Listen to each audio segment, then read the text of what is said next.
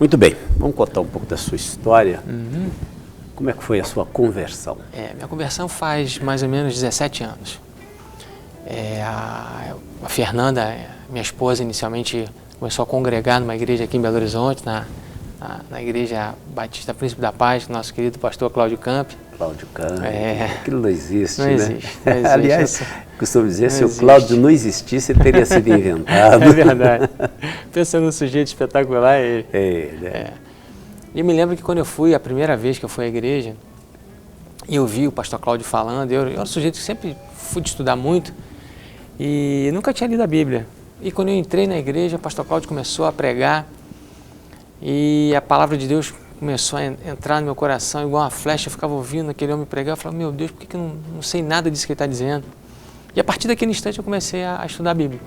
A partir daquele instante eu comecei a me interessar pela palavra de Deus, então a minha conversão começou por aí, há 17 anos. E esses milagres que aconteceram?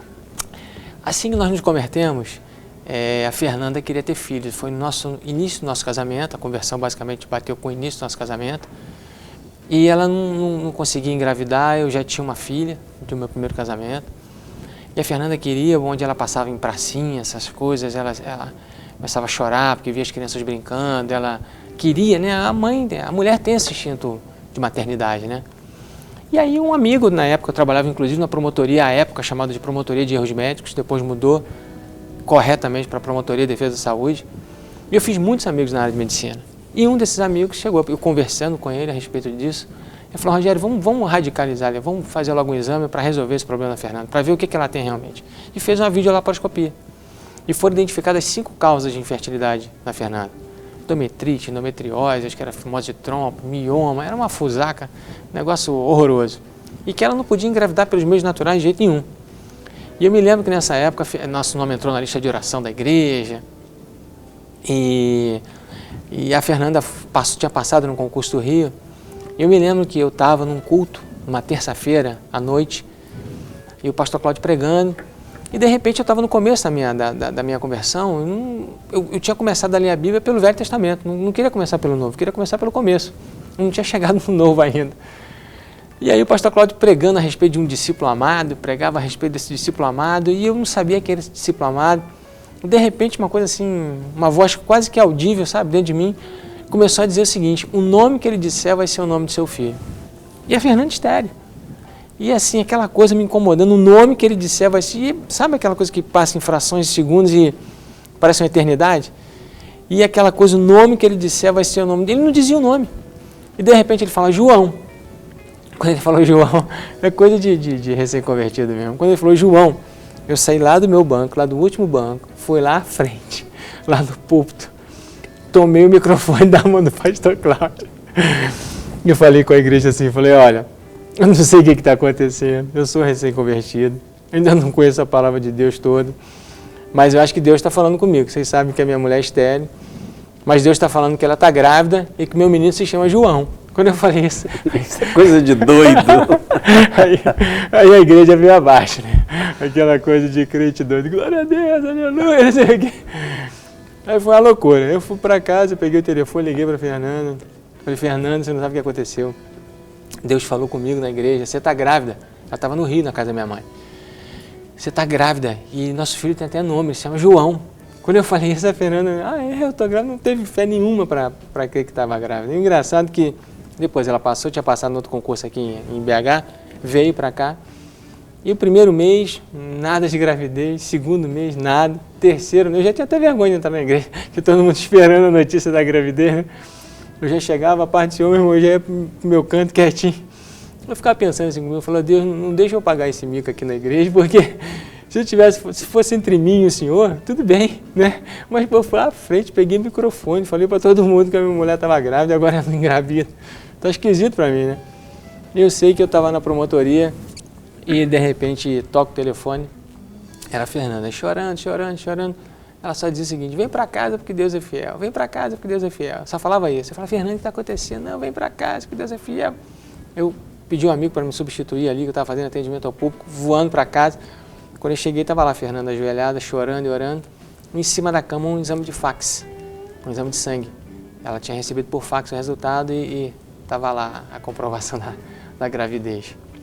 E aí fomos fazer, a barriguinha cresceu, né, e tal, fomos fazer o primeiro ultrassom, né.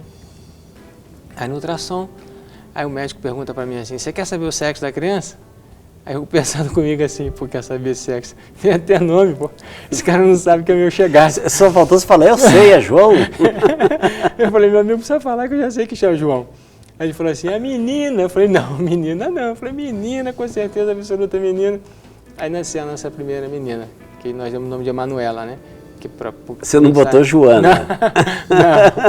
Não, não era discípula que o senhor tinha falado comigo, não era discípulo amado. E eu sei que 6 meses depois a Fernanda engravidou de novo, para quem era estéril, ficou grávida logo em seguida. Aí fomos fazer outro ultrassom.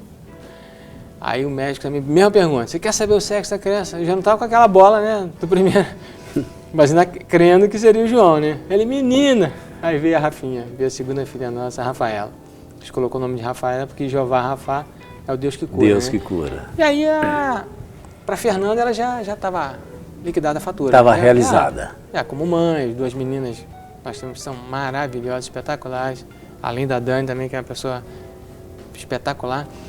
E eu uma vez cheguei em casa incomodado, porque, sabe, cheguei, conversei com a Fernanda, falei, Fernanda, assim, eu sei que Deus já te curou, você era estéril, a gente tem 2 meninas lindas, perfeitas, mas vamos fazer mais um teste. Porque eu acho que Deus falou comigo, tinha me dado nome, Deus não falou Joana, sabe? Me deu um nome, falou de um discípulo amado. Aí oramos, a Fernanda topou, pouco tempo depois ela estava grávida de novo.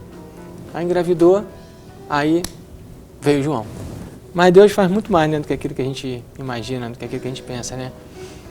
E eu estava fazendo um doutorado na Espanha, e assim, em 2005, E depois eu comecei periodicamente, por causa das matérias, dos professores, da orientação. E eu sei que nesse período, eu estava no mês de janeiro, e ruim que o ano letivo começa diferente lá e tal.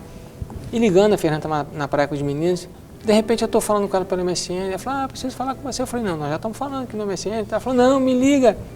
Quando eu ligo para a Fernanda, ela só fala assim comigo, eu estou grávida. Eu falei, como assim eu estou grávida? Eu estou grávida. E aí veio o nosso último menino, o Rogerinho, né? E aí depois eu fiquei pensando que a gente só tinha orado para Deus abrir a madre, né? Não tinha orado para fechar, né? Então o pedido estava em aberto, né? Era igual o rodízio, né? Tá com verde, vai colocando carne, né? Eu falei assim, opa, tá bom agora, 4 tá bom.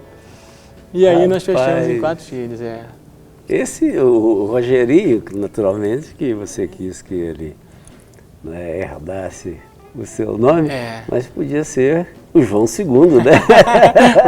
Podia ser. E se você não ora para fechar a madre, viu o João III, João IV... O negócio é continuando. Eles estão com que idade hoje, Rogério? Agora a Nunu está com 12, a Rafinha com 11, o João com 8 e o Gero com 4. Só que com o Gero aconteceu um probleminha, né? Quando ele tinha 2 meses, todos os meninos foram fazer exame de vista. Por conta da escola. Aí o pediatra nosso, irmão nosso também em Cristo, falou, não, leva o Rogerinho também, porque agora não só faz do pezinho, mas faz de vista, faz de ouvido, tal, e nós levamos.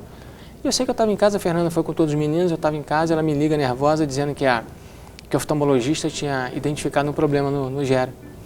E eu queria dar o diagnóstico para nós dois juntos e tal, eu fui correndo pro consultório, né? E cheguei nesse consultório, a médica falou, olha, eu já avaliei o seu filho, fiz todos os exames, mas eu quero fazer uma outra consulta também aqui no andar, era uma clínica que ocupava um andar inteiro. Aí fomos no consultório de outro médico, que depois eu vinha saber que era o marido dela. E esse outro médico, um sujeito também muito bonzinho, espetacular, começou a fazer um monte de exames no Gero, com luz, com objetos, com isso, com aquilo outro. E de repente, ele começou a dar o diagnóstico para ela. Mas como eu trabalhei nessa promotoria de defesa da saúde muitos anos, eu entendi alguns termos técnicos, que eu tive que estudar alguma coisinha para poder fazer as audiências e tal. E quando ele começou a falar com ela, ele começou a dizer para ela que o Rogerinho não enxergava, que ele era 100% cego. E dentro de mim, eu rejeitava aquela palavra.